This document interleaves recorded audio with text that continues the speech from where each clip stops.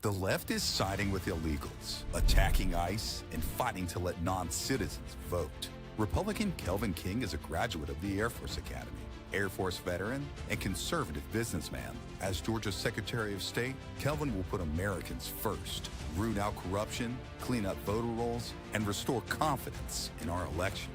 The other candidates had their chance and failed. Republican Kelvin King for Secretary of State, leadership Georgia voters can trust. Well, welcome to the Janelle King Show. I'm Janelle King, and this is Extra 106.3, and this is where we discuss kitchen table topics that are typically banned from family gatherings, but are absolutely necessary in order to have a strong republic. In today's table topic, the Black vote in the midterms. Lately, the number one question that I'm asked is, how do I feel about the midterms? And oftentimes it's asked with a lot of uncertainty in their voices because, they think about where politics are today and how unpredictable it has been in a long time. And just, the fact that typically the party who's in power is the party that loses seats. That tends to be the consensus going forward. There are also so many factions now, so many voting blocks and interest groups and issues that issue voters where there are people who simply vote based on their one issue. And all of that is fine. I mean, all of that is necessary and all of that has happened in the past. And in a climate like this, it's really no telling how the election will shape up. You really have no idea what's going to happen. People can create their trends and they can look at stuff, but there's so many things happening now that is not as common. Factions have always been a thing. However, there's the factions are now shifting, right? So you see voting blocks that were typically going in one direction that are now looking at another direction, and it's getting a little bit different. So with all of that happening and all those things occurring, it does pose the question of what would it look like? What is our midterm going to look like? Along with information that I've gathered from non-traditionally involved voters who are now getting involved, we really need to stop and think about where we are politically. There was a time when independents were the swing vote, but today they're not alone. There's a new swing vote, and it's called the Black voter. Now, before I share how I know this, I want to get some things straight. The Black vote is not a monolith. It's never been a monolith. Even though we've seen majority of Black voters vote in the Democrat position, that doesn't mean that the majority of Black people tend to lean on the Democrat side. It may feel that way, but you just don't know. There are a lot of Black voters who are swayed into certain decisions because their livelihood is so deeply attached to it, but their heart may be going in another direction. So we've never been a monolith. We're also not some prize to be won and then put on the shelf until the next election cycle, which tends to also be the narrative when it comes to the Black vote. So if you really want to understand why the ground is now shifting, you have to stop looking at us Black voters through the lens of loyalty and start looking at us through the lens of expectation. Because for years, we have been tossed into one category of voters because we tend to lead with those expectations, but where we fall short is follow through. But we will dive deeper into all of that and those points towards the end. So if you want to know where the voting block is, we must understand where we have been. So here's a breakdown of how we got here and why the safe bet for Democrats is starting to look like a bad investment for a lot of our people. Before the mid 20th century, if you were Black and you voted, you were likely voting Republican. Why? Because the GOP was the party of Abraham Lincoln and the party of emancipation, of proclamation, and freedom.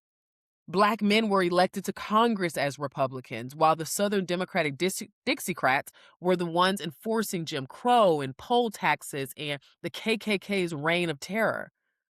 The movement started to crack during the Great Depression when FDR's New Deal offered economic crumbs that many of our people desperately needed.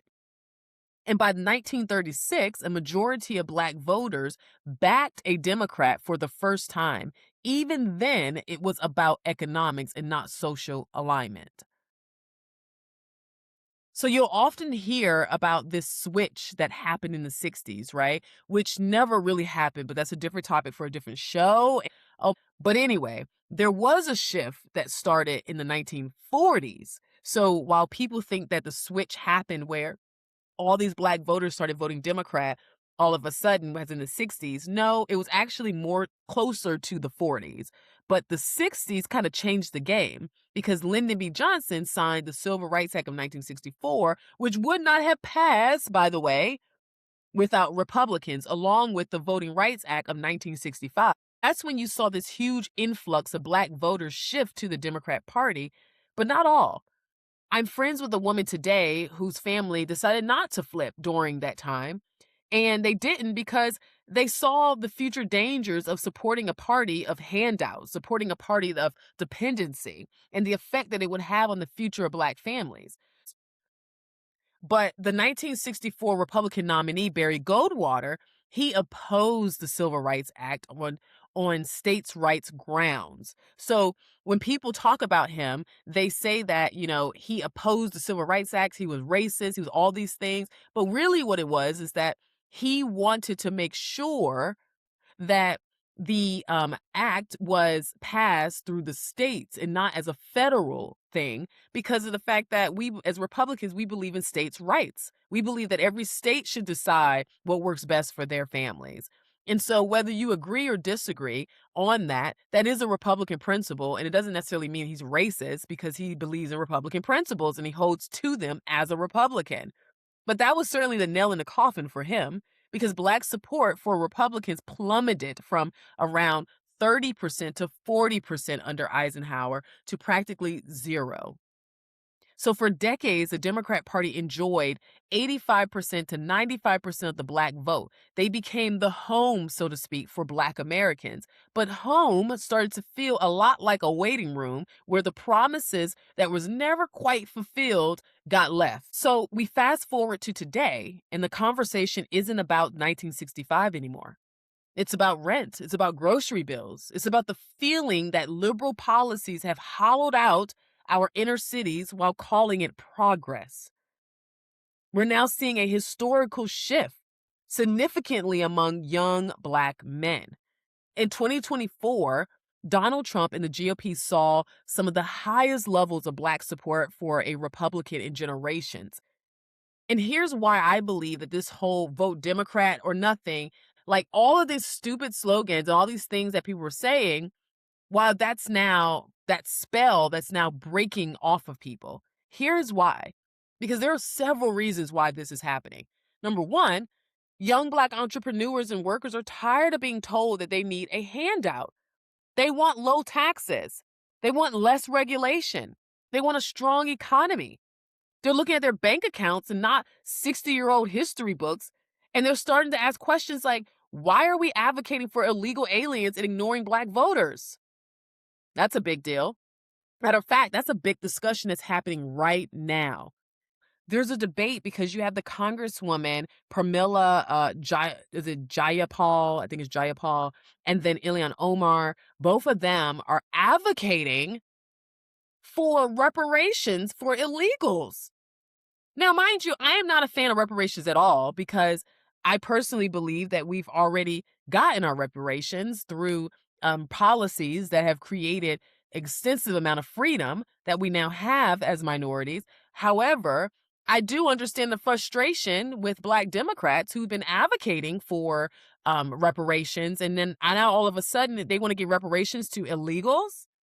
So yeah, that's frustrating. But that's not the only reason why the spell is breaking. Let's continue. Number two, many in our community are naturally conservative. We've heard this over and over and over again. Well, we're seeing it now more on display, particularly when we talk about LGBTQ stuff. We value faith, we value family, we value hard work. And when the modern left moves towards these radical social agendas, they lose the aunties in the pews and the young men who value traditional strength. You saw right now, there's a state representative, I'm sorry, not a congressperson, but a state representative in Michigan who's a Black woman who was a Democrat. 5 years ago in 2020, she thanked President Trump for doing some things when it came to COVID. And then she got attacked heavily in her state while Governor Whitmore was a do nothing and harming people.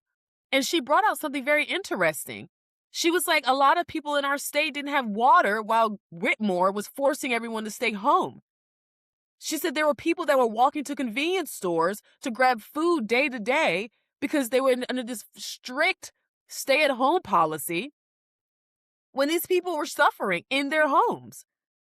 And there was nothing that she was doing as a governor to help those people. So fast forward to 2026, and this woman has now left the Democrat Party because they have pushed her out. And her words, to be exact, was, "Do not push me into a corner." That's what she said. Do not push me into a corner when it comes to LGBTQ, when it comes to the abortion stuff. Like, just stop it. And they will not take no for an answer. With the Democrat Party is get in line or get out. So yeah, we've heard that we were traditionally and more conservative naturally as Black people, but I'm telling you now you're starting to see it because a lot of Black people are starting to buck the system because they're like, no, this is going way too far. There's also, number 3, a growing resentment towards the idea that we owe a party our vote just because of the color of our skin. You remember Biden? If you don't vote for me, you ain't Black. Yeah, Black folks are tired of that. Young voters are realizing that when a party knows they have your vote, that they don't work for it. And they certainly do not care about whether or not they fulfill their promises or not. Fourth and finally, whether people like it or not, the GOP's current brand of direct, unapologetic leadership, it resonates with particularly young men, young Black men, who feel the Democrat Party has become too focused on identity politics that doesn't include them. And I gotta throw something in here really quick, because we're focusing on men and people are wondering, like, why does it seem like Black men are leaving first? And I have to be completely frank with you. It's because of Black liberal women. Feminism has taken over the brains of Black liberal women. The number of Black liberal women who are leaving their husbands that are over the age of 40, and all of a sudden now they want to go out into the streets and see what's out there, is insane. And you have people like Michelle Obama that's pushing this false sense of independency while she's not leaving her husband. She complains about him all the time, but she's not leaving Barack. But yet, they're pushing this narrative that there's something you missed. That if you were a wife and a mother and young and you missed out on those years and you have to go out and go see the world and live in the streets, and there is nothing out there for you. So Black men are tired.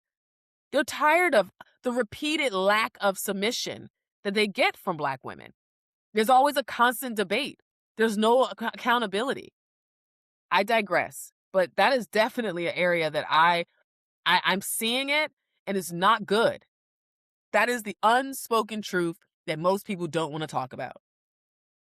Then there's terms that you may hear or may not have heard about, but it's certainly playing a major role in the rise of the Black migration from the Democrat Party to the Republican Party. And it's this whole idea of respectability politics versus Black fatigue. Now, before I share how it affects the Black vote, I have to share how respectability politics versus Black fatigue debate is probably one of the most behind-the-scenes battles that are taking place right now in our community to date. But what is it? So there's these two forces that are in play right now: respectability versus fatigue. And what I call, instead of calling it Black fatigue, I'm calling it subculture Black fatigue. If you hear about respectability from the left, they will say that this is an old school or traditional approach. It's an idea that we have to act right or dress right or talk right in order for us to be forced or force the rest of the world to respect us. In their world, the logic is that this is a shield. That if I'm beyond reproach and if I'm the perfect citizen, and it's about protecting the group image to gain social and economic mobility. Well, the truth is, being respectful and having self respect isn't a political position, or at least it shouldn't be. It's called personal accountability. And we believe in the power of the individual to transcend their circumstances through discipline and character and self respect. It's about assimilation into a society where there are cultural norms. And those norms have nothing to do with the color of your skin, but it has everything to do with how you want to be seen and represented. So, yes, there is a protection of a group image. There is a protection of the brand of the Black family that has been utterly destroyed. But yeah, there are a lot of Black people who want to see it come back.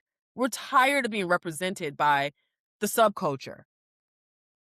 But then you have Black fatigue, which leads almost directly into this, right? Because when you don't have respect, when you have no one participating in respectability, then you get fatigue.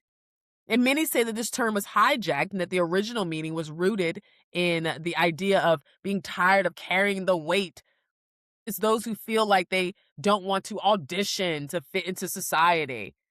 As a result of this logic, we now have a new version of Black fatigue that's coming from Black people who are fed up with the ghetto, ratchet subculture in our community.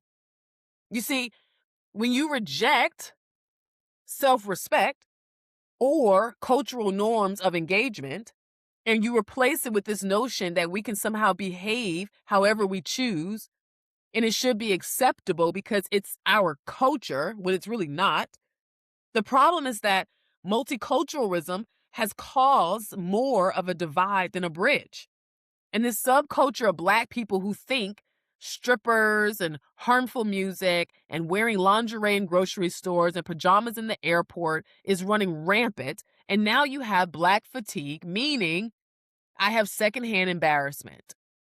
As a Black American, I'm embarrassed. And now you're hearing them call out this damaging subculture, and it goes hand in hand with politics, Republican politics to be exact.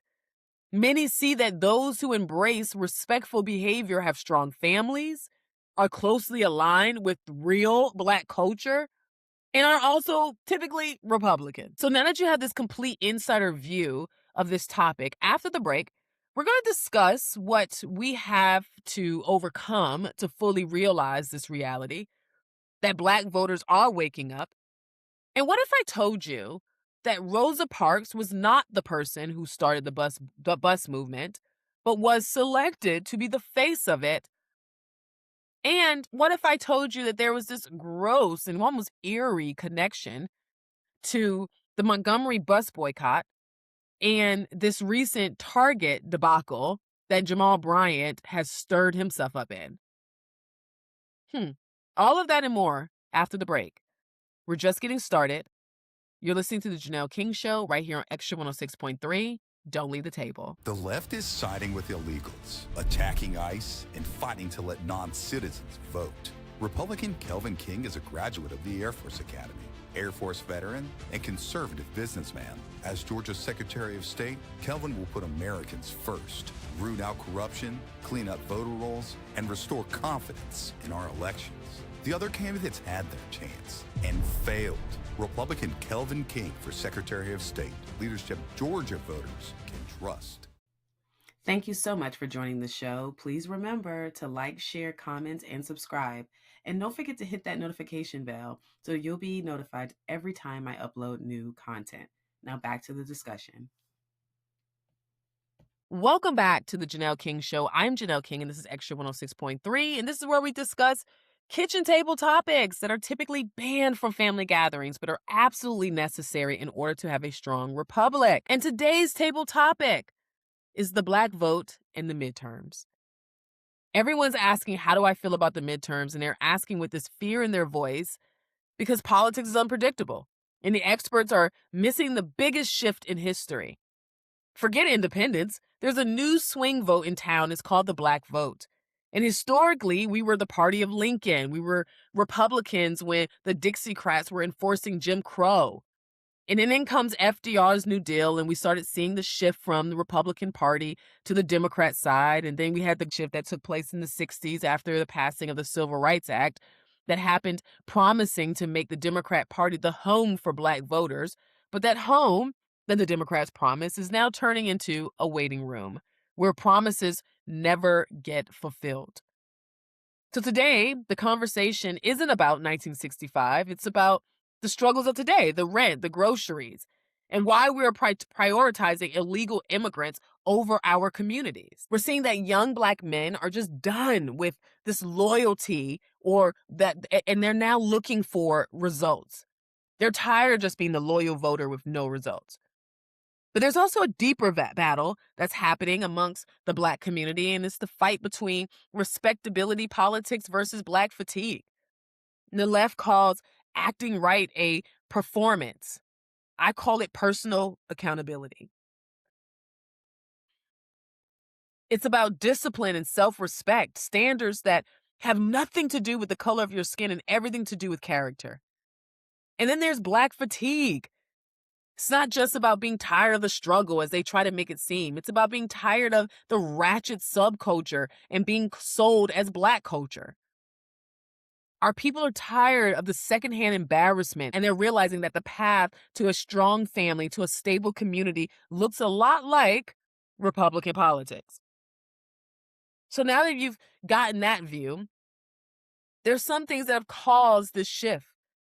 So now I want to dive into what we must do to overcome and realize this awakening. And it's like we have to get over the gatekeepers. Because just like in the days of the civil rights movement, the gatekeepers are still here. And unfortunately, the agenda has not changed. And because I know that there are listeners who would like a clear picture on how the agenda is still the same and how the tactics are still being used to control, I'm going to do just that. What if I told you that there was an eerie linkage between the recent Target boycott led by, I put in air quotes, Jamal Bryant? But what if I told you that there was a linkage between the Jamal Bryant stuff and his Target boycott and the Rosa Parks Montgomery bus boycott? But the truth is, we love a good underdog story. We love the narrative of a spontaneous uprising. A line was crossed and the people stood up and the system bends to their will. We love that. It's a beautiful story. But most of the time, it's a myth. History is not made by accident. It is engineered. And behind every massive boycott that dominates your news feed in the history books, there is a boardroom, a war room, and a political machine. The outrage might be real. The grassroots passion might be genuine. But the movement is typically pure strategy. And oftentimes is a strategy selected based on what it does for those who are leading it rather than those who are supporting it. Let's look at the blueprint. Let's take the Montgomery bus boycott. The story we were sold is simple. A tired seamstress named Rosa Parks sat down, refused to move, and sparked a revolution. But Rosa Parks wasn't the first. She wasn't the second, or the third, or the fourth woman to refuse giving up her seat. Before there was Rosa Parks, there was Sarah Keyes, a member of the military who was in uniform who refused her seat. There was Irene Morgan. There was Orella Browder. There was Claudette Cloven, who was a 15-year-old girl who fought the cops who dragged her off the bus. But why didn't we get the Claudette boycott? Because Claudette was a teenager who became an unwed pregnant mother, and they didn't want her to be the face of it. They didn't feel like her story would be strong enough. So they got Rosa Parks, who was a trained activist, who was a local NAACP secretary. She had the perfect reputation. The moment she was arrested, the leaders didn't just get mad. They activated a network that they had been building for years. They printed thousands of flyers overnight. They had a plan overnight. They waited for the right woman to launch the right war. That's what they did. And it was brilliant. It was a ruthless strategic move as well. And most importantly, did it work? When we think of Rosa Parks, we do think of an older lady who was a seamstress with tired feet and not the strong activist and the voice in the community that she really was. Why is that? Because narratives work to move emotions. And if you truly knew what was going on behind the scenes, it wouldn't build up the same level of emotions. But I wish that was the only reason why they picked Rosa. Because I was also told that it had a lot to do with the fact that she was light skinned, that she was biracial, or she appeared to be, and that tend to resonate more. So it's like go with the lighter skinned girl versus the darker skinned girl because that should resonate. But it also goes even deeper than that because thanks to historians of today, like Chad O. Jackson, we now have a better picture of what was going on at that time and why. You see, the Montgomery bus boycott is the cornerstone of the modern American civil rights narrative. It's a triumphant, unifying victory for freedom. That's the way it's presented. In the vessel that forced Martin Luther King Jr. into a national spotlight. But what if I told you that the history that we revere wasn't the step forward at all? What if it was the exact moment a community was steered off of a cliff? So here's a different perspective.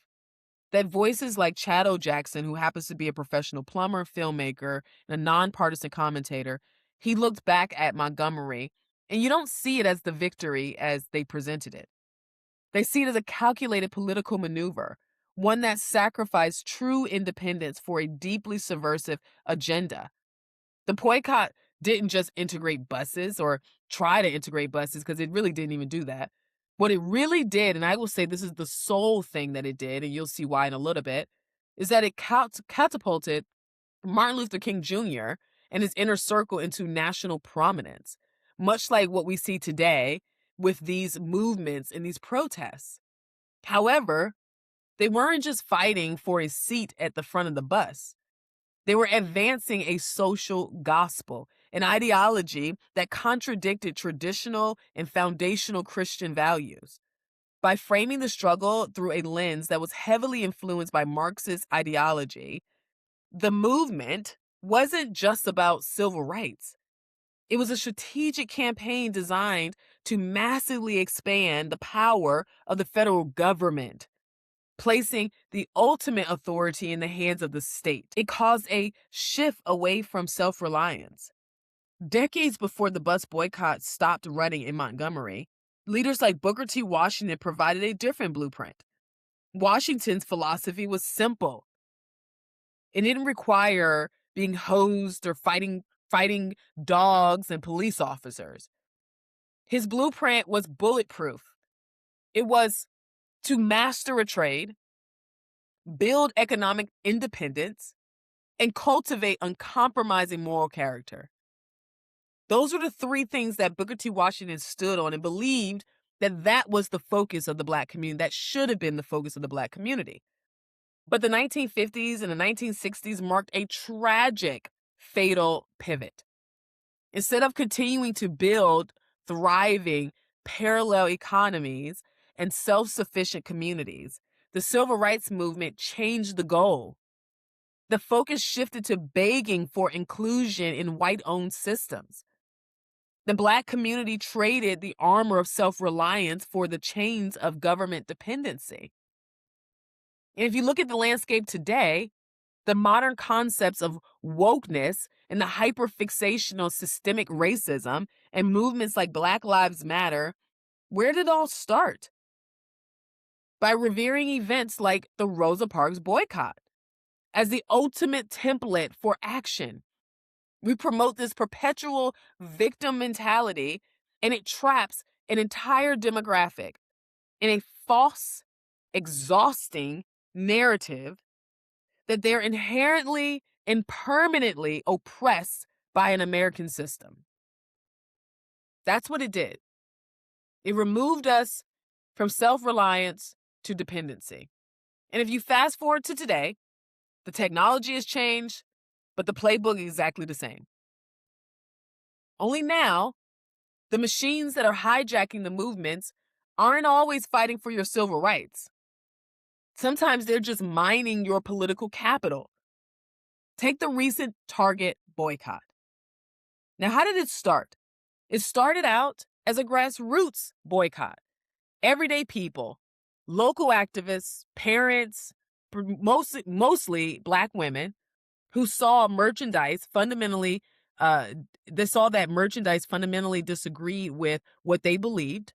They felt like there was a disenfranchisement amongst Black business owners in their products. And they filmed it, they shared it. It was organic, it was unpolished frustration of the consumer, and it took off.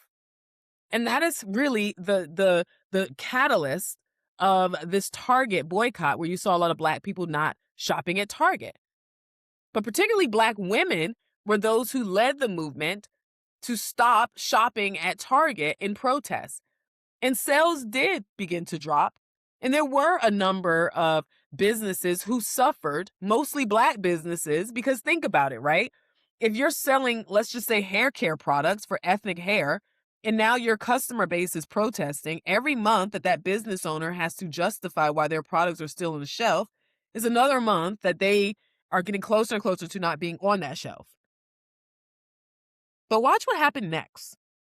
So this organic movement gets spotted on the radar of these professional political machines. Much like the movements of the young women before Rosa Parks, but all of that effort now became a little bit on display, and now those who had the influence decided they want to jump on the political machines. Now suddenly, community leaders with massive platforms, millions of followers, and ties to much larger political missions stepped in. And they didn't just join the boycott, they hijacked it. They rebranded it to focus on faith-based organizations and leaders and supporters. They monetized it and collected thousands and thousands and hundreds of thousands of dollars. They turned local frustration into a national fundraising tool. They turned this into a talking point for the next election cycle. They then became the face of the movement that they did not start, much like in the Rosa Parks era. And then it vanished. Target quietly shuffled some inventory. The news cycles flipped. And the leaders who hijacked the movement suddenly stopped talking about it, claiming that at first they got 3 of the 4 demands that they requested were met. Then it turned to 2 of the 4 demands. And this is after Jamal Bryant met with the Target CEO. I wonder what that meeting was like. But why did this happen? Because the mission wasn't actually about the store. The mission was about the momentum. Once the political points were scored, once the bigger agenda was fed, once the boycott was shut down by the very people who amplified it, the grassroots activists who started it were left holding the bag, wondering, where did their army go? But see, you have to understand, a boycott is a weapon. In the 1950s, that weapon was wielded by brilliant strategists waiting patiently for the perfect plaintiff to pull the trigger. Well, today, the weapon is often wielded by political opportunists who harvest your genuine outrage to feed their own agendas, only to drop the cause the second it's no longer useful. So the next time you're told to stop buying something, or to start marching in a street, or to start joining in some digital mob, take a step back, look at the past outrage, and ask yourself, who's really steering this ship? And what is their actual destination? And then who's going to benefit from this? And in case you were wondering, the Montgomery bus boycott didn't end because the city of Montgomery or the bus company finally listened to the protesters and demanded that they would compromise. In fact, The city fought the boycott relentlessly, even passing laws to make the carpool system illegal. And the boycott ended because of a definite legal victory that had absolutely nothing to do with them. While the massive protests were starving the bus companies of revenue, it wasn't so much that they had to shut down. But simultaneously, there was a civil rights attorney who was fighting a battle in court that did not include Rosa Parks. They filed a federal lawsuit called Browder versus Gale. As mentioned earlier, this case used Claudette, Orella Bowder, Susie McDonald, and Mary Louise Smith as the plaintiffs to directly challenge the unconstitutionality of the segregation laws. So in other words, if they had just not boycotted, but allowed this case to go forward, everything would have been fine. Because in November of 1956, the U.S. Supreme Court upheld a ruling that Alabama state and local laws required segregated buses was unconstitutional.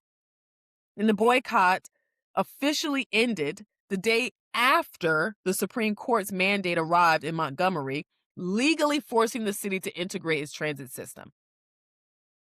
So yes, the boycott may have pulled some revenue from bus companies, but was it necessary? Could they have gotten behind the federal lawsuit? Nope. You know why? Because there was no national attention on that lawsuit. There was no money to be made by supporting what was already happening. They had to hijack it. They had to create their own thing. There are so many snapshots in time, so many moments of great emotion and passion, but there are also historical facts and grifters and false teachers whose mission is not the uplifting of the community, if it doesn't mean uplifting themselves first. So this midterm, Black voters are walking into booth with more information. They're walking into the booth with understanding and a resolve to vote differently. But it all means nothing if we don't take this voting block seriously. So after the break, I'm closing with my message to the Republican Party as well as to Black voters. We're almost finished. You're listening to the Janelle King Show right here on Extra 106.3. Don't leave the table. The left is siding with illegals, attacking ICE, and fighting to let non-citizens vote. Republican Kelvin King is a graduate of the Air Force Academy, Air Force veteran, and conservative businessman. As Georgia's Secretary of State, Kelvin will put Americans first, root out corruption, clean up voter rolls, and restore confidence in our elections. The other candidates had their chance and failed. Republican Kelvin King for Secretary of State, leadership Georgia voters can trust. Welcome back. I'm Janelle King, and this is Extra 106.3, and this is where we discuss kitchen table topics that are typically banned from family gatherings but are absolutely necessary in order to have a strong republic. In today's table topic, we're talking about the Black vote in the midterms.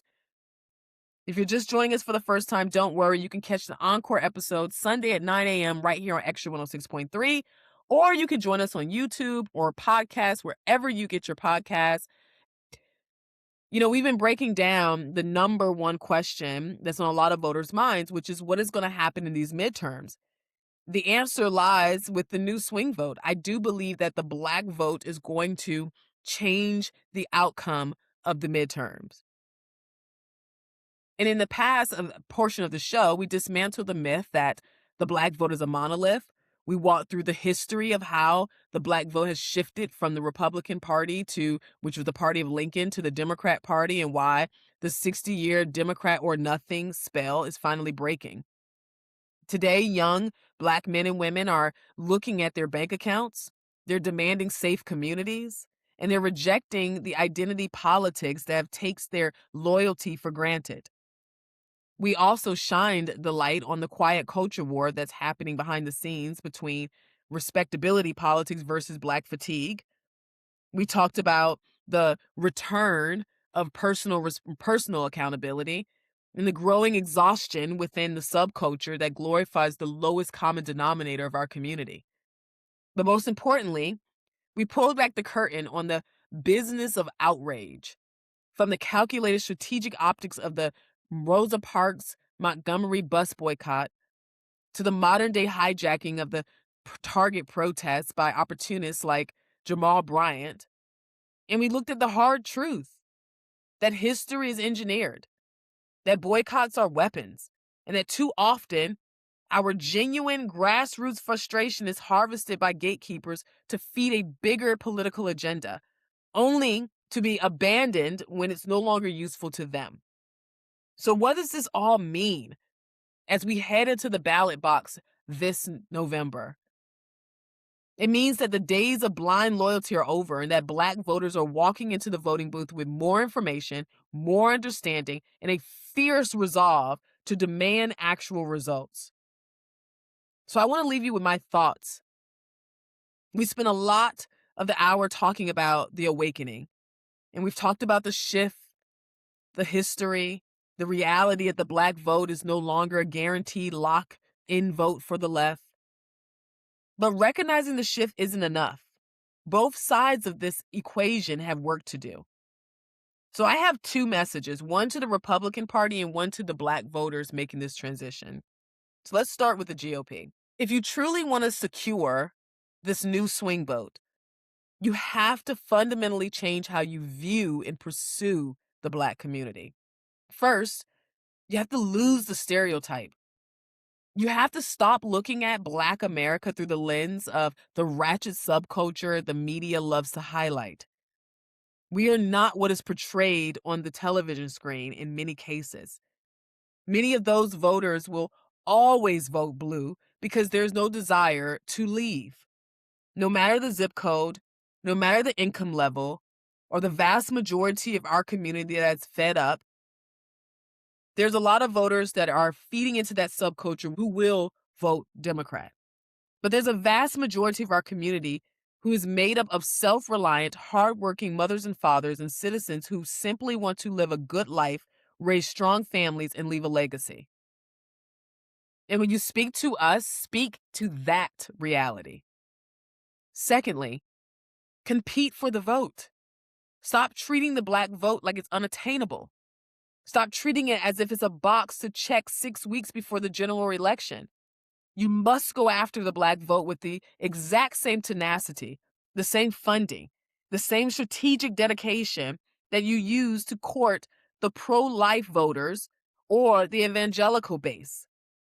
If we are the new swing vote, you must earn it. And lastly, please stop helping us.